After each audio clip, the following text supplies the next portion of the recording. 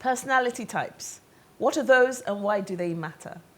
The more familiar ones are the 4 temperaments, which are sanguine, choleric, melancholic, and phlegmatic personality types. But we're not talking about these today, as there are a myriad of theories around personalities. Today, my guest, Ladi Okuneye, will be breaking down personality types to us from his own perspective, having worked as a marriage counselor and executive coach for many years, alongside his day job, that is. So let's delve right in, but first let me introduce him to you. Ladi Okuneye is a telecoms industry veteran who spent most of his last 2 decades helping to build companies that drove the internet broadband revolution in Nigeria.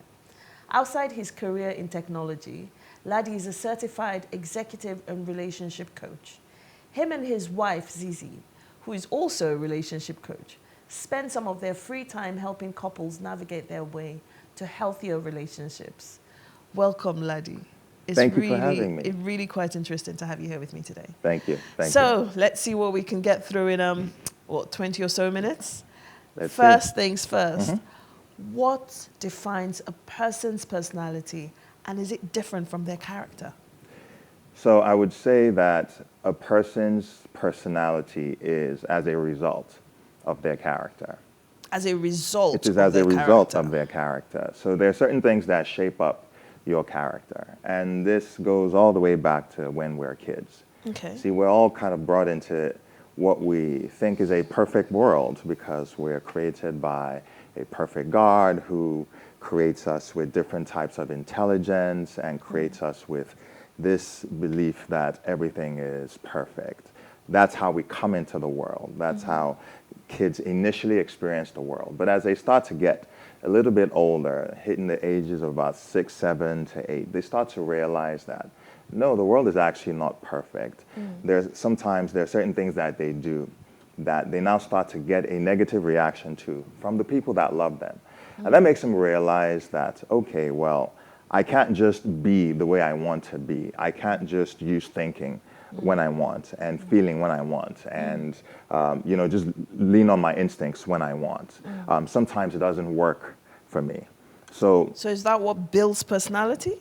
That's what ends up building your character. Okay. Right? That's what ends up building your character. So that's what ends up, determining whether you end up being assertive, whether you're curious, or whether you're ambitious, whether you're helpful, whether you're creative. So these are the things that actually help to shape up your character, right? Okay. And then the more you so once you understand that, it helps to now drive what motivates you at your core, the way you actually see the world. And we all see the world through different lenses, right, based on how our character has been built. Okay. And then the more you start to lean on how you see the world, the more you lean on that story that you tell yourself of how the world actually is, it eventually starts to shape your ego.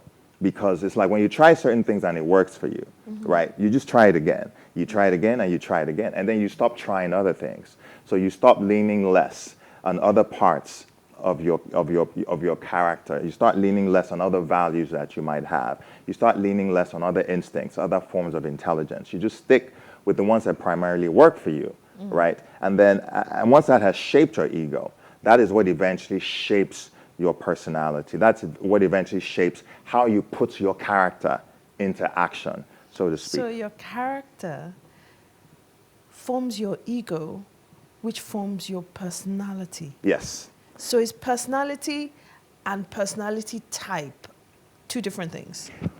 So what happens is over time, right, people have studied the human behavior and have determined that, okay, we're seeing certain trends with certain types of people.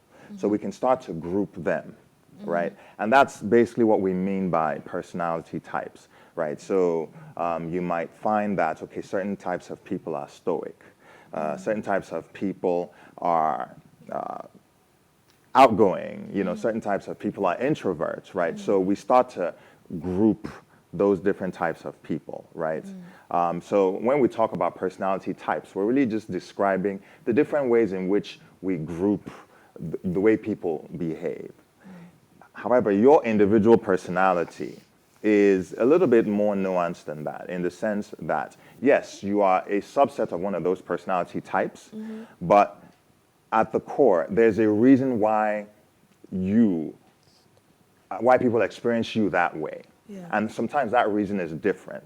So in as much as it's hard to kind of define the difference between personality types and individual personalities, the way I would define it is that when you look at everyone in the world, we all tend to fall into certain categories. Yeah. But then it's also a little bit more nuanced still with Yeah. each individual, because each individual is driven by a different motivation.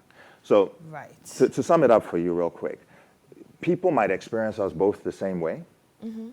We might both be outgoing, or we might both be very laid back, right? But we might have different reasons for being that way.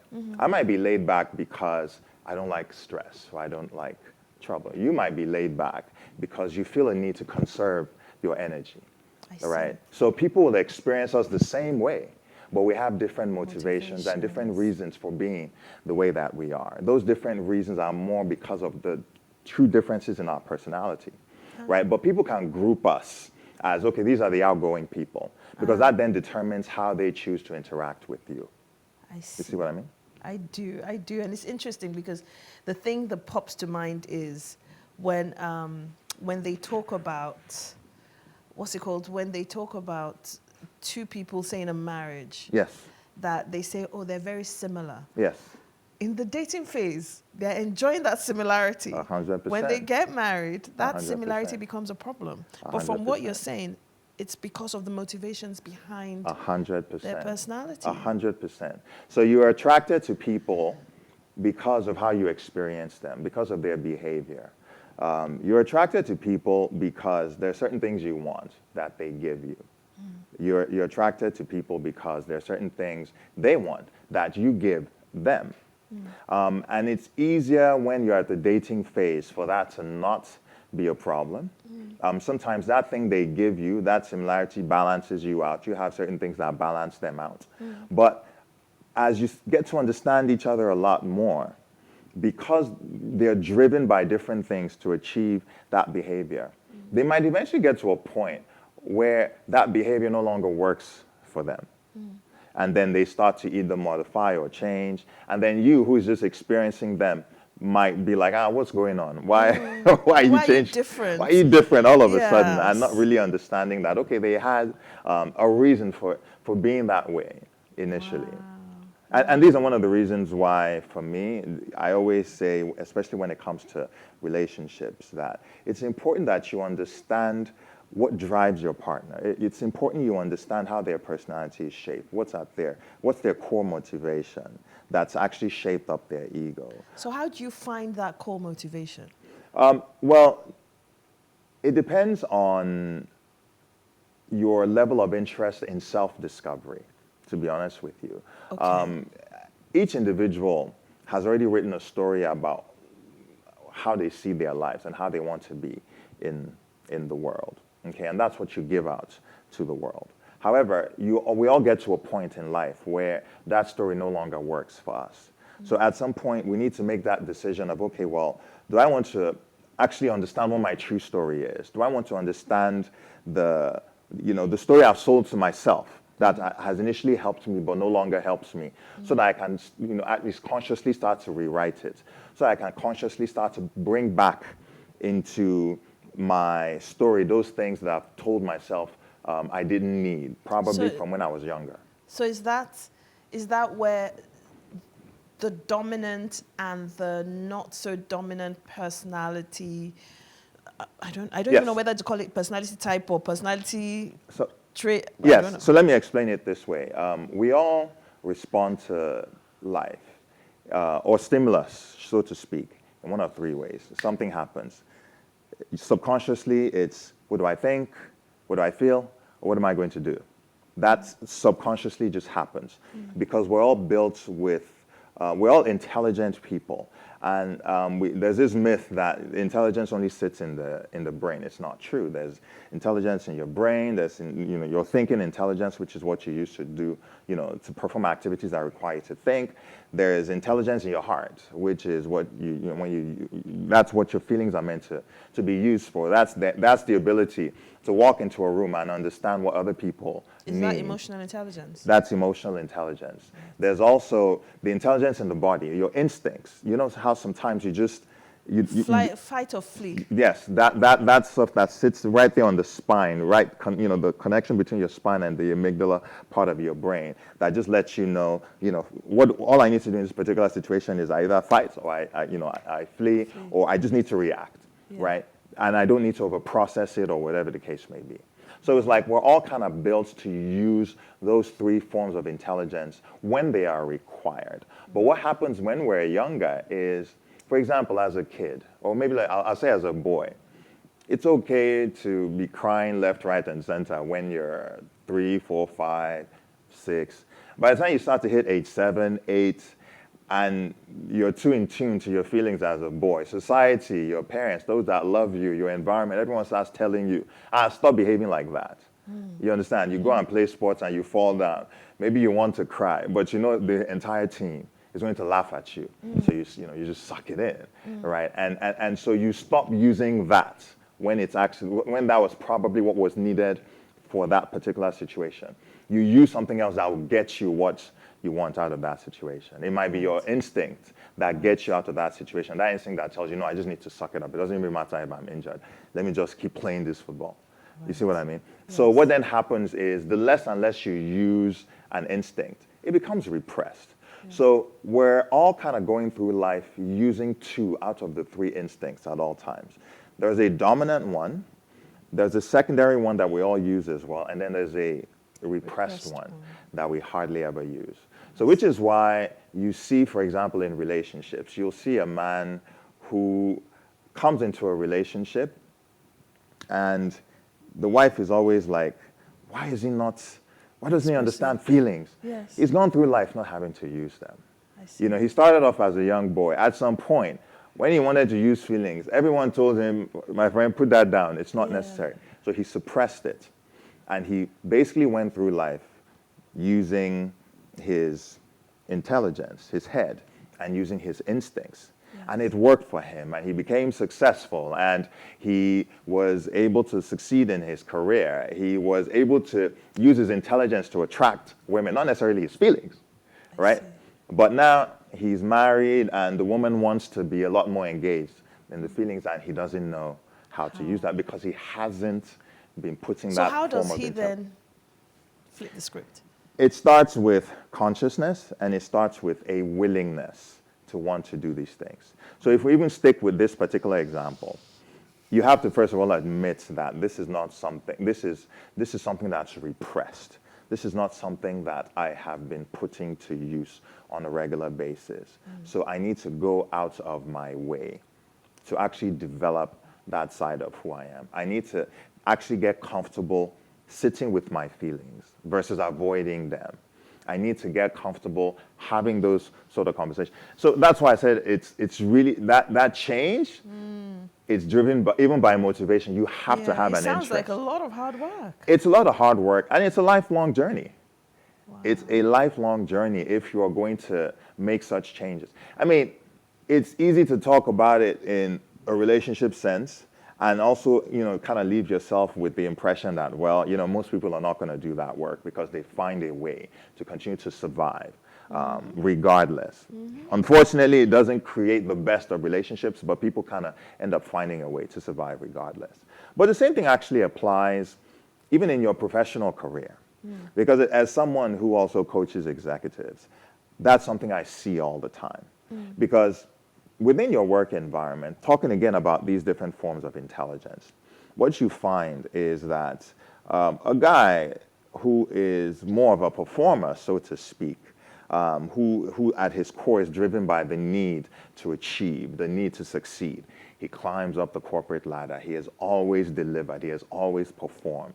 He's leaned on his instincts. It's worked. He's used his intelligence. It works. Even when it comes to using emotions, he has only used it to his benefit. He has spent his time maybe reading how other people use their emotions and taking advantage of that and manipulating them to get what he wants to achieve or whatever the case may be. And he's now climbed up the corporate ladder and he's now successful. And you're not asking him to come and lead a team. He's probably succeeded by just working on his own and performing. You're not telling him to come and lead a team. And his team members want to now start coming to him with sub-stories. This is my problem. This is this. This is that. I see a lot of leaders freeze up when that happens, right? But the ones who realize that if I am going to be good at this, my job, if I'm going to climb even further, I have to start to understand, that aspect of my personality, that aspect of my intelligence in order to continue to perform at work. So in that instance, you see that the motivation is there because he has been able to tie doing that work to something that benefits him.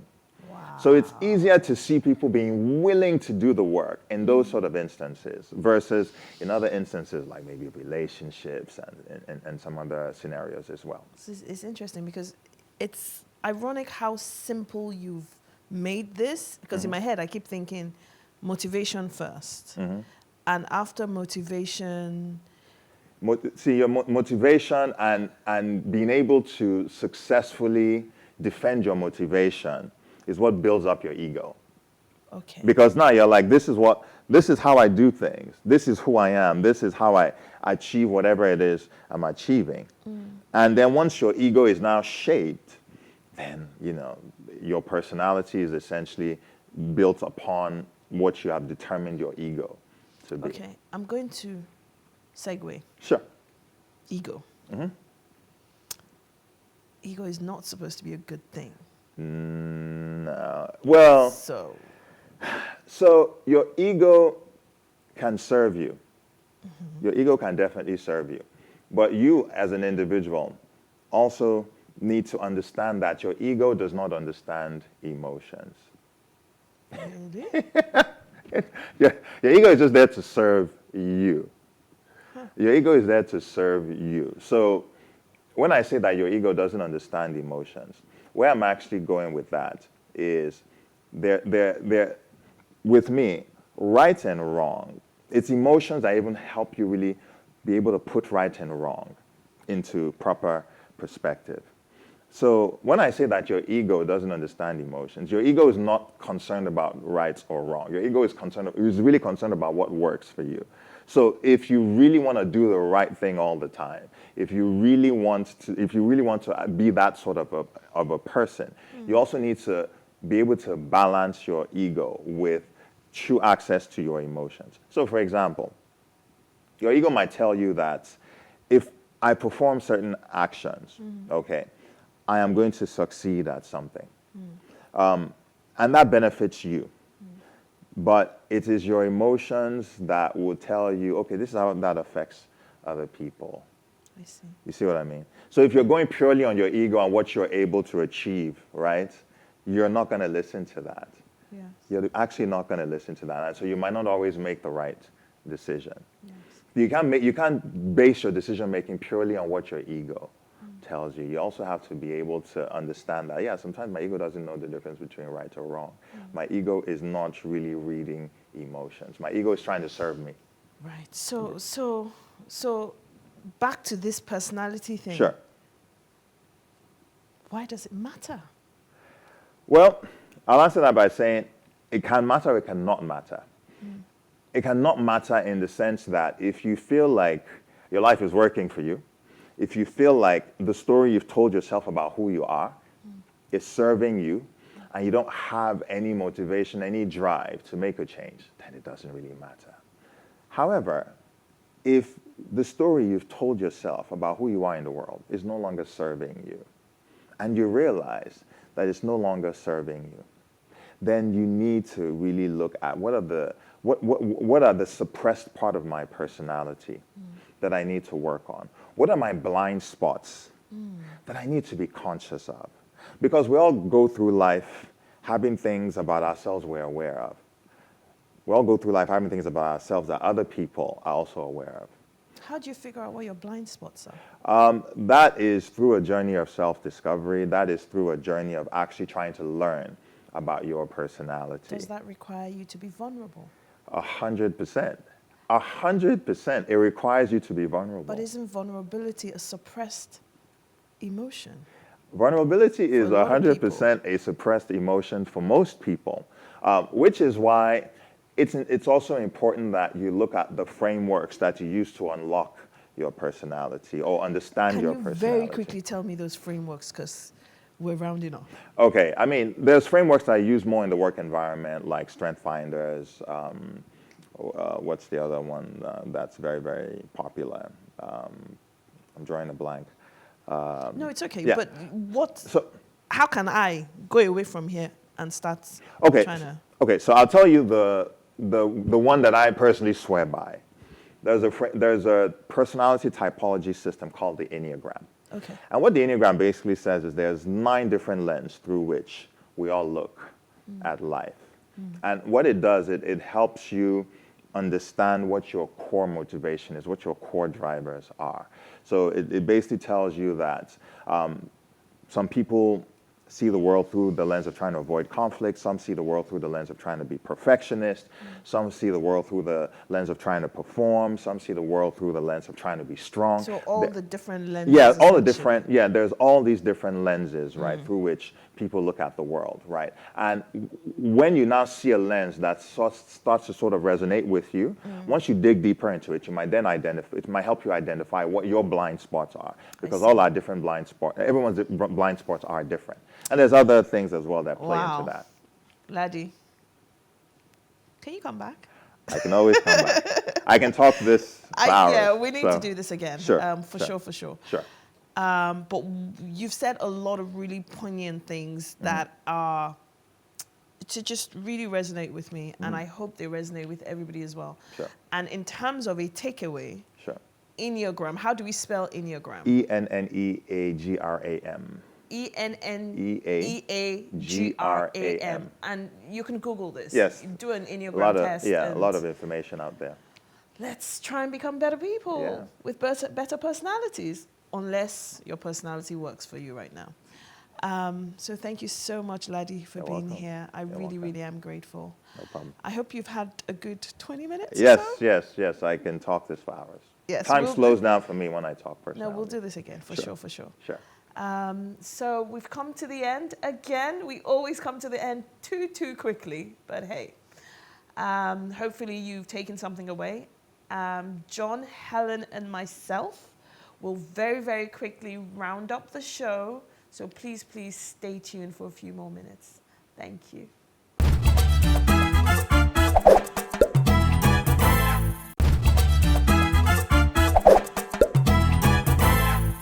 All right, this is Today with John and Helen on Plus TV Africa, about to say thank you so much for being there with us, except for John's nuggets. Yes, and actually, Feran set the table for my nuggets. Oh my goodness. You know, and we were talking about lenses. Yes. You know, and one of the things that your guest talked about was perfectionism. Yeah, so perfectionism, which is my nugget, perfectionism will only cause anxiety and paralyze your performance. So if you attempt to be perfect during your performance, right, you will only, ruin things. So don't try to be perfect, just try to be normal and try to be you. Any attempt to get everything in its right place will only cause you anxiety and paralyze your performance. So that's my nugget for today. All right. Feran. Helen. Very true. Very true. Yeah, it is very true. Composure is it. Yeah. All right. So there it is. There it is for this week. Bye-bye from you. Yeah, bye. See you next week. And Feran. See you next week. Please stay tuned. Thank you very much. And watch us again at 10:30 tonight, 9:30 tomorrow. And we're on YouTube. Thanks for being there. Bye for now.